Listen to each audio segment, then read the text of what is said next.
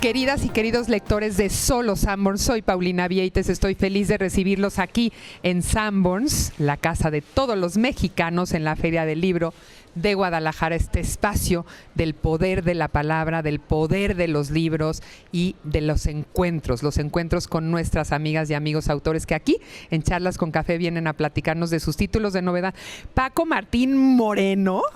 ¿Desde hace cuánto somos amigos tú y yo? Porque sí me consideras tu amiga, ¿o no? Absolutamente sí. Sí, ¿no? Bueno, pero ya de buen tiempo atrás, por lo menos. ¿Éramos jóvenes y bellos? ¿O éramos ya más o menos...? Tú nunca vas a dejar de ser joven y bella. Gracias. Está clarísimo.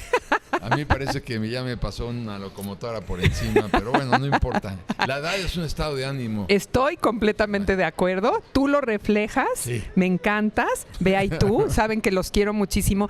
Y me encanta que vengas del color de la portada. Combinas muy bien con estos tiempos malditos y el penacho. Porque, a ver, querido Paco, te necesitábamos de vuelta.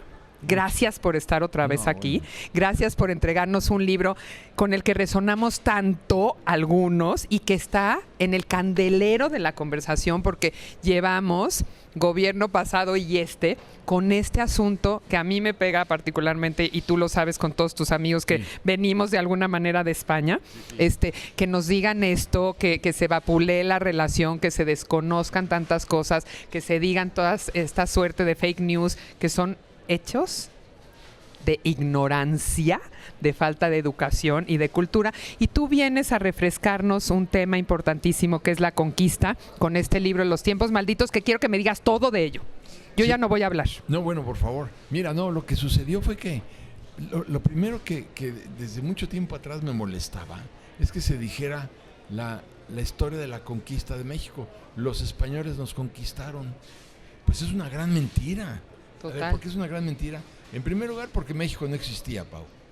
Entonces, ¿cómo nos van a conquistar si ni existíamos como entidad? Empezamos a existir como entidad hasta el siglo XIX, después de la conquista, después de la independencia de México, en 1821. Éramos una serie de pueblos. Bueno, sí, pero no. De guerreros. De guerreros, señoríos, reinos. Exacto. Pero además tampoco es conquista, porque la conquista es darle un papel preponderante a los españoles, que nos conquistaron los españoles. No es cierto. Esto fue consecuencia de una alianza indoeuropea. Exacto. ¿En qué se origina la alianza?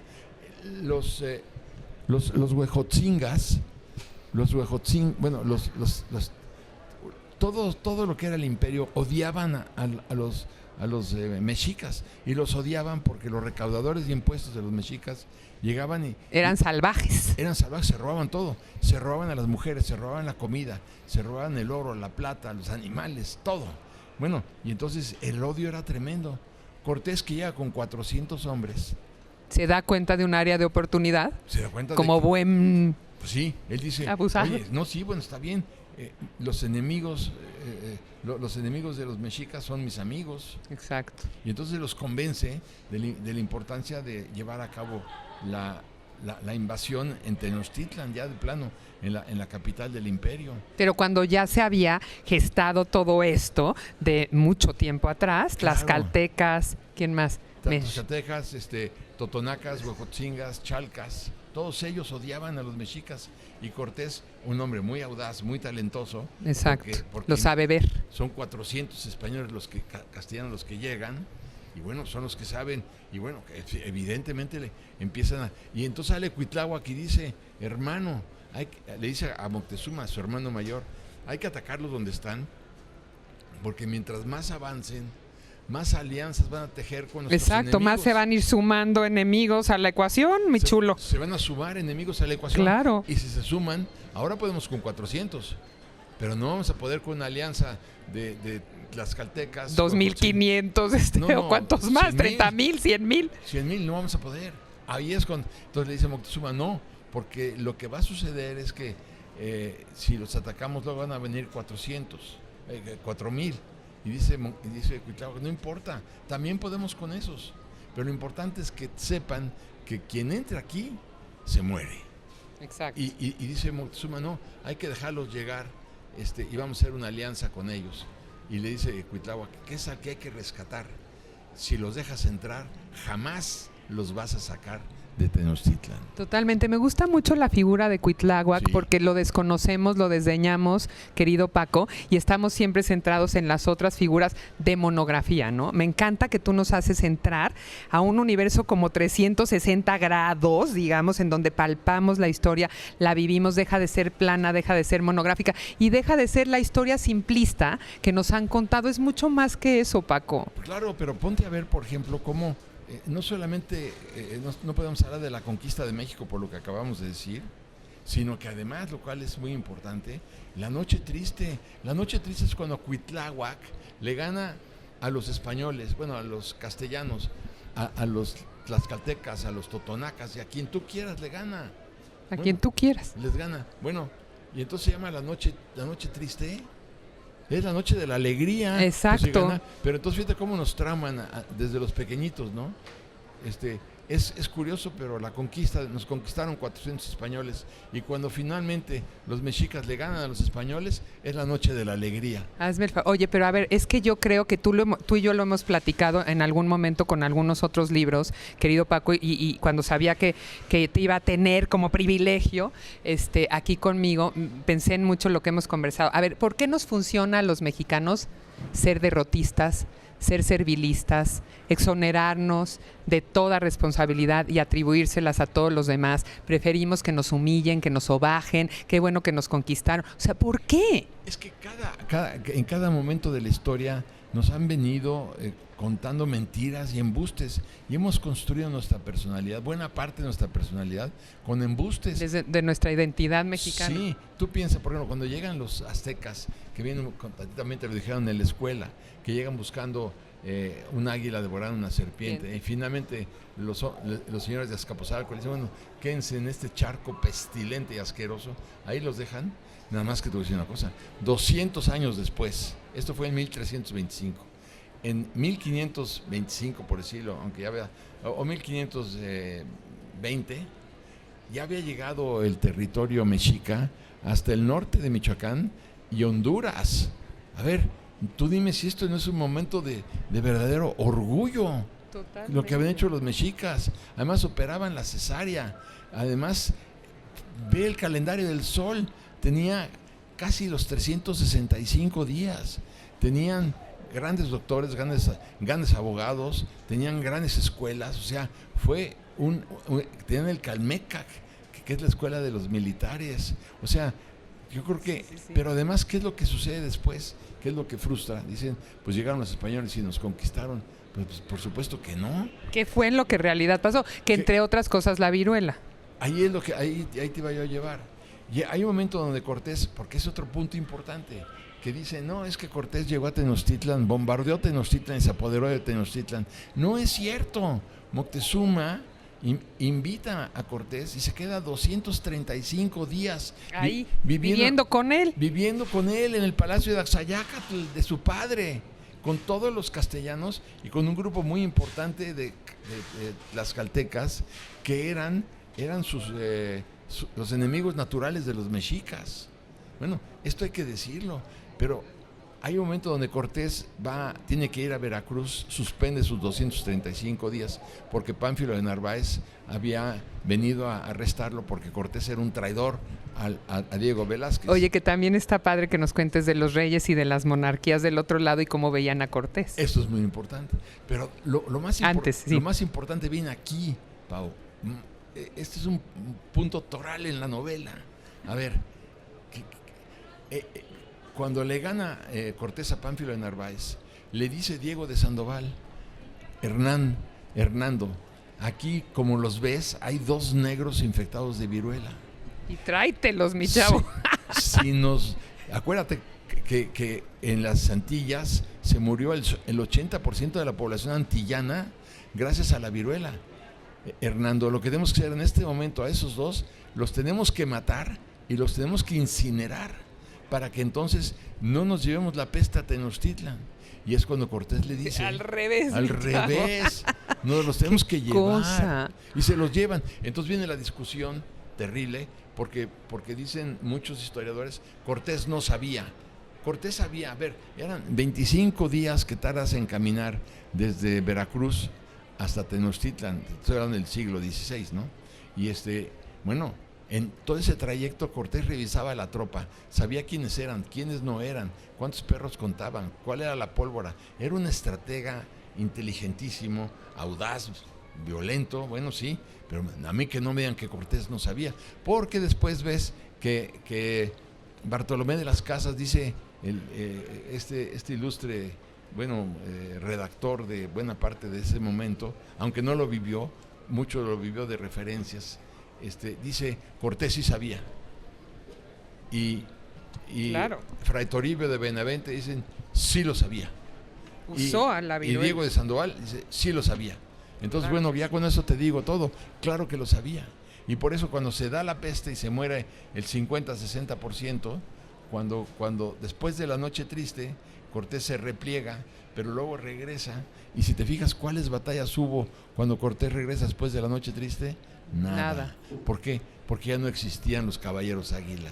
¿Por qué? Porque se habían muerto por la viruela. Entonces, en lugar de que nos digan en la escuela que los españoles nos conquistaron por superioridad militar no, en primer lugar fue una invasión indoeuropea y segundo lugar fue la viruela y la rebelión indígena pero per se. Que no nos acomplejen, Pau. No, pero es que eso de ya que no nos acomplejen, mejor cómo revisamos la historia hoy, querido Paco, cómo refraseamos, cómo decimos las palabras correctas y cómo replanteamos esa H de la historia a la que nos consideramos no aptos para entender, entender, comprender y ser parte activa de cómo nos transformamos a partir de cambiar esas creencias. Claro, lo primero que hace falta es reformar los libros de texto gratuitos, donde los pequeñitos estudian, para que entonces tengan una visión distinta de la historia. Y ahí yo te diría, yo le encargaría, crearía la Academia Nacional de la Historia, tan autónoma como el Banco de México, para que no se politicen los libros de texto. Exacto, Siempre le van metiendo, lo sacan, ¿no? Los vuelven a poner con lo que les conviene. ¿Dónde está la verdad, no? Sí. Entonces, pero otro punto muy importante es cómo veían a Cortés en Castilla. Eso, lo que íbamos a platicar, a ver, dinos, ¿cómo? Que eso me encanta. Sí, a ver, ¿por qué Cortés, por qué Carlos I, rey de Castilla y de Aragón, y además emperador del Sacro Imperio Romano Germánico, ¿por qué nunca nombró a Cortés? Nunca. Primer virrey de la Nueva España. Exacto. Si alguien tenía todos los merecimientos para era él. Bueno, se había ganado territorios que eran 50 veces más grandes que Castilla, con oro, con plata, con lo que quisieras. Pero más rico que podía haber. Pero no lo nombra virrey, nunca, ¿eh? Pero no solamente eso, nunca lo recibe. Nunca recibe a Cortés. ¿Y qué es? ¿Qué hay ahí de no fondo? Solo eso, nunca le dio ningún cargo en la corte, más que el marqués del Valle de Oaxaca. Sí. Cuando Cortés tuvo que casarse por no sé la tercera o así, ves, para tener algún título, ¿no, mi Paco? ¿Cómo era eso de Cortés? Se lo dio al rey, marqués del Valle de Oaxaca. Exacto. Eso se lo dio, sí. Pero bueno, por otro lado, entonces te preguntas, bueno, ¿qué fue lo que pasó, no? Y entonces llegas a un capítulo que lamentablemente no está bien estudiado en la historia de España y en la historia de México, que se llaman los juicios de residencia. Casi nadie sabe. Hable de los juicios de residencia, a ver, échalos. Los juicios de residencia los instala el rey Carlos I, ya desde antes, para juzgar a los gobernadores, a los alcaldes, a los conquistadores, donde llevaron a cabo su administración. No los juzgaban en Castilla, no los juzgaban en donde estaban. En Tenochtitlan o en el Perú, lo que tú quieras, ahí. Y ahí entonces el rey manda al primer gran juez castellano, que se llamaba Luis Ponce de León, con 2 ayudantes, 2 juristas de lujo. Llegan, Pau, en junio de 1526. En julio de 1526, un mes después, aparecen los 3 muertos, envenenados con natillas. No te puedo creer, esa no me la sabía, ¿eh? ¿Quién los mató? ¿Quién los mató? El que no quería que lo investigaran. Pues sí. Pero manda otra misión jurídica el rey. ¿Con natillas? Con natillas envenenadas. No. Pero manda luego el rey, Carlos I. De nuevo, manda ahora a otro gran juez que se llamaba Marcos de Aguilar, con otro gran jurista. ¿Y qué crees? También que se los echan. A los 2 meses los matan. ¿Y qué crees? Que llega Catalina, la esposa de Cortés. Anda. Y a los 2 meses, ¿qué crees? También se muere. Estrangulada. Sí, no manches. Pero además, ¿qué crees que pasó? Si tú analizas en detalle, porque está contado el asesinato brutal de Cuauhtémoc, ahí puedes ver el salvajismo de Cortés, como también Lo vimos, despiadado. como también lo vimos en la matanza de Cholula. La matanza de Cholula, acabaron con Cholula y acabaron con toda la población. Es una matanza terrible, hay que decirlo. Entonces, claro. Entonces empiezas a ver, ya estoy entendiendo por qué el rey nunca lo quiso dar el nombramiento de virrey de la Nueva España. Totalmente, había ahí una vergüenza y un no vínculo, no Pero, vincularse. ¿tú sabes que hay autores españoles que no tocan el tema de la viruela? ¿Y tú crees que hay autores españoles que no tocan el tema de la alianza con los tlaxcaltecas? Sí, porque conviene que tú seas el héroe. Claro. Obviamente. Pero por eso quiero ir ahora en marzo a presentar mi libro en Madrid. Me parece muy bien. Y ¿Me vas a llevar? Ya están invitados, digo. Conste. Voy a ir y voy a decir todas las cosas estas Qué allá. bueno que te pares y digas esas verdades. A ver, jovencitos. Vengan y acá. Les voy a decir Dos cositas. Con datos. Sí. No con opiniones, con datos. ¿Cortés fue virrey, sí o no? No, es que nunca lo quiso nombrar Bueno, ¿fue o no fue? Bueno, exacto. no fue. Pero no, es que lo que pasa es que le tenía envidia. Hay envidia. No. El rey le iba a tener, rey, el emperador por del Dios. Sacro Imperio Romano. Ay, por Dios. Seamos serios, ¿no? Entonces, claro, ahí voy a discutir todo esto. Me encanta. Qué bueno, querido. Oye, ¿siempre los tiempos malditos fueron mejores? ¿O nuestros tiempos malditos están mejor? Hay un punto ahí muy interesante que pasó en esos 200, Los tiempos malditos. en esos 235 días que Cortés vivió en Tenochtitlan. Uh-huh. Bueno, pasaron cosas tremendas porque a muchas de las mujeres las violaron, a muchas se las apropiaron o las infectaron con sífilis. No, bueno. Pero junto con esto, estaban hartos los mexicas de tener que mantener a los invasores. ¿Quiénes les daban de comer? Los mexicas. ¿Quiénes los curaban? Los mexicas. Uh-huh. ¿No? Durante 235 días. Y sin embargo, no hacían nada. ¿Por qué? Porque estaban esperando que Moctezuma interviniera, hasta que mataron a Moctezuma también de manera despiadada, porque dicen que a ti te dijeron en la escuela que lo mataron no, hay crónicas indígenas que dicen que a Pedro de Alvarado le decía lo despellejaron, el ¿no? perro, el perro, y le introdujeron una espada por el ano. Ay, y lo tiraron por el balcón al Tlatoani, al supremo sacerdote, al que nadie podía verlo a los ojos, al semidios, así lo matan. Bueno, ahí está. Yo creo que por eso hay que reescribirlo todo, pero lo que te quería decir, estoy espejeando lo que pasó en el siglo XVI con la inmovilidad de los mexicas durante 235 días, curando, alimentando y protegiendo a sus enemigos y a los invasores, con lo que pasó en el siglo XXI, cuando se destruye el poder, se destruye la república, se destruye el Estado de Derecho, ya no existe el Estado mexicano ni la república y nadie dice nada. Y todo el mundo está callado. Los mexicas del siglo XVI estamos aquí hoy. Igualitos a los mexicas del siglo XXI. Ay, qué vergüenza, mi querido Paco. Sí.